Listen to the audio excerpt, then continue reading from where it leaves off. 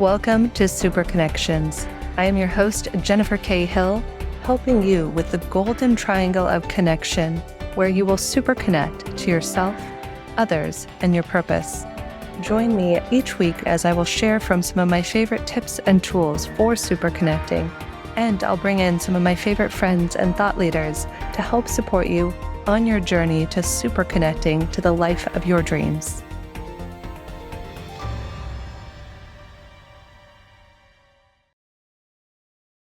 Hello, friends, and welcome back for episode 34 of the Superconnections podcast.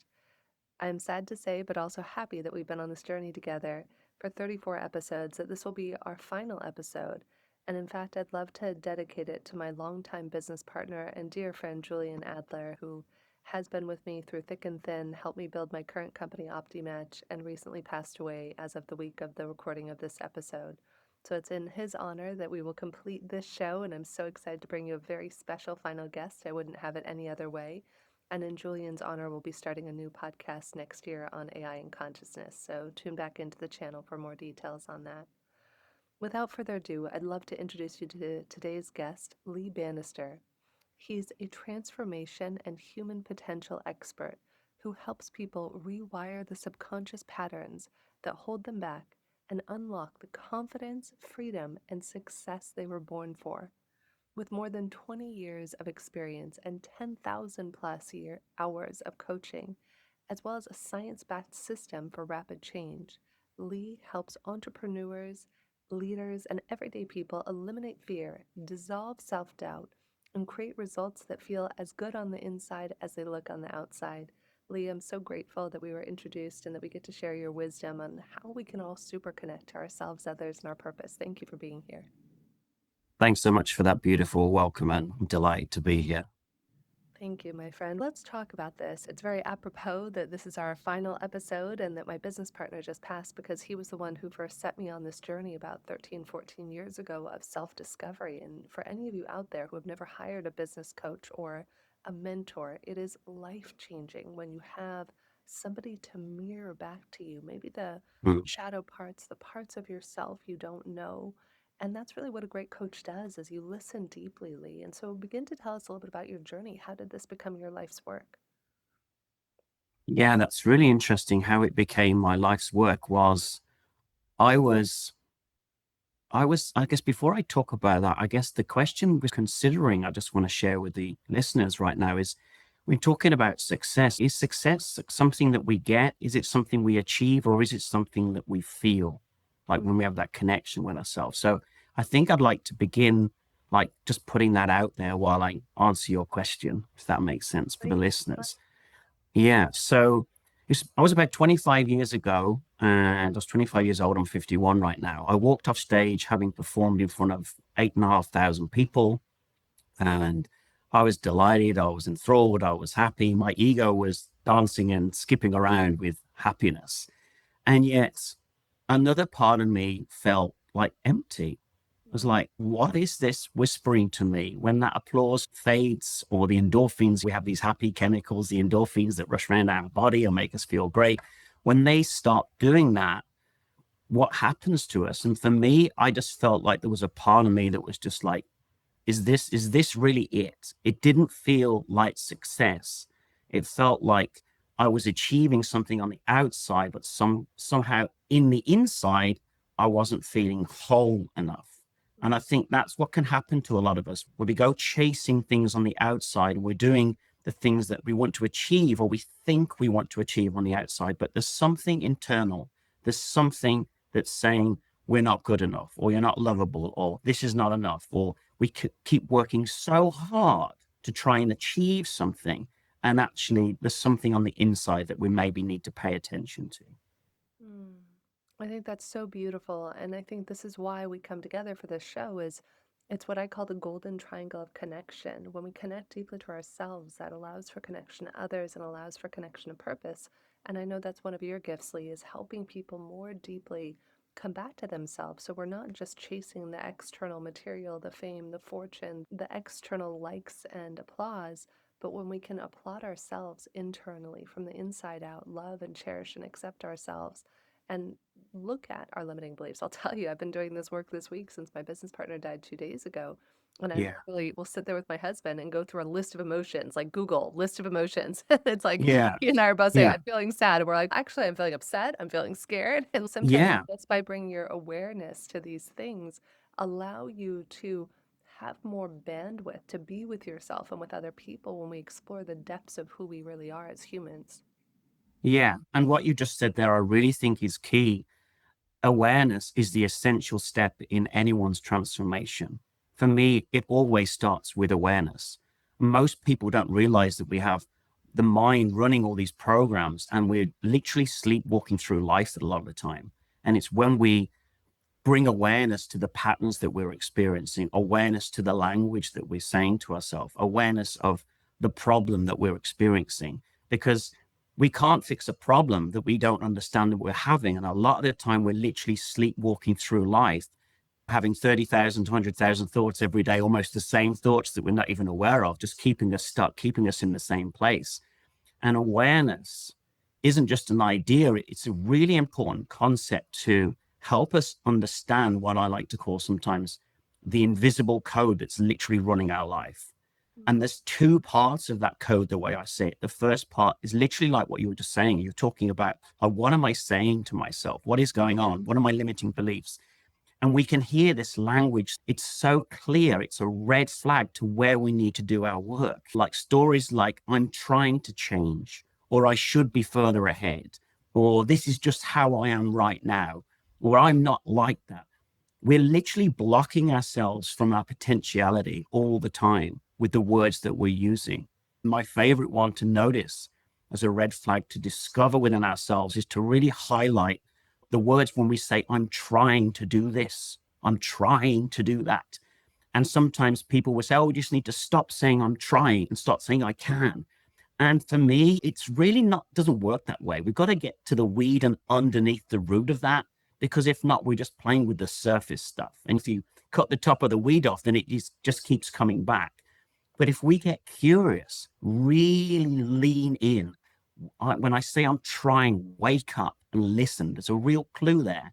There's one part of you that wants to move forward, and then there's another part of you that's holding you back. And that's a real clue of awareness that this is where we need to work. If I said, I'm trying to undo this drawer right now, I'm trying to open the door, I'm not opening it.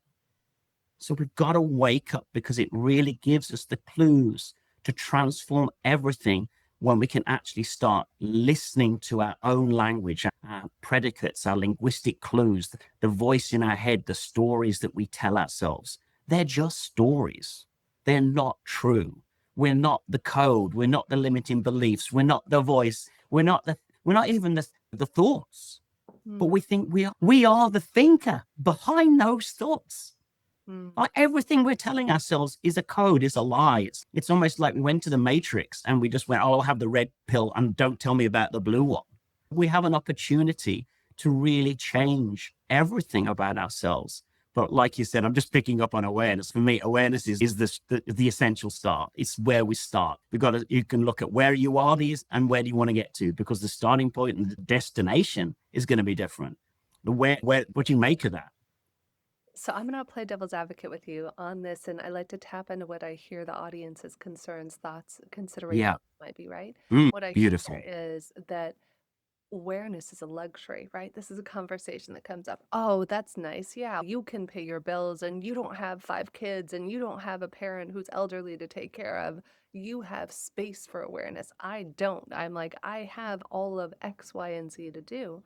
How do we respond to that? That perhaps awareness is something we can luxuriate in when we have the time for reflection, etc. I agree with you, and I've been on this journey myself, and I know it is the most important thing we can invest our times in. And I know so many of us are in survival. So many of us don't know how we're going to put food on the table for the kids tomorrow. And that survival story seems to supersede and squash the awareness capacity. So, what's the first thing you do when somebody brings that concern to you?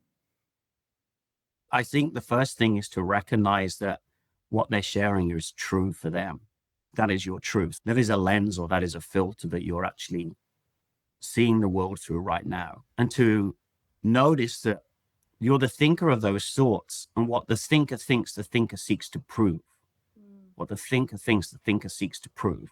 So recognizing that, zooming out rather than identifying with, I am this problem, I am this thing, and it's all right for you. It's almost recognize that if you're looking to prove what you're thinking, you will prove it, as opposed to inviting the possibility that what you're thinking could not be serving you. It's not about blaming yourself. It's about moving from being a victim to taking responsibility for what you're saying, because the things that you're saying to yourself, they will evidently show up in your world. We become a reflection of our consciousness. So the awareness is to just to notice where we could be not supporting ourselves or not helping ourselves, and also recognize that what your thinker thinks, the thinker seeks to be that prove. And I put my teeth in. We're looking to prove ourselves. So I would invite the question is this way of seeing the world actually helping me right now? Is it really helping me right now? Now I've gone into this state of being. And from a perspective of when you're seeking to transform anything in your life, do anything you can to get yourself back into balance. If you're in fight or flight, it could be deep breathing through 5-6 seconds into your nose and out through your mouth and get yourself back to center. It could be going for a long walk, turning off machinery and all this type of stuff that's not really helping us, doing anything that we can that makes ourselves feel good. Because literally, I know that some of Deepak Chopra's work, and you've worked with him, like literally what was it? The first program I learned, Magical Mind, Magical Body, talking about how listening to music changes the way the cells react in the body. So we can actually use music to start to change ourselves to get out of fight or flight as well. Yeah, it's funny you bring up Deepak. As you were sharing this, I was reflecting as soon as my business partner died. I texted Deepak. I'm always curious. I'm like, Deepak, do you watch movies? Deepak, do you grieve? So I was asking him, I said, Deepak, my dear friend and business partner just recently died. What's your perspective on grief? And I was saying how sometimes, because I tend to see even grief as, somebody passes, but it's a change of forms. But sometimes other friends might need you to cry with them and feel as sad as they are. And Deepak texted me something beautiful back. He said, I can understand your perspective.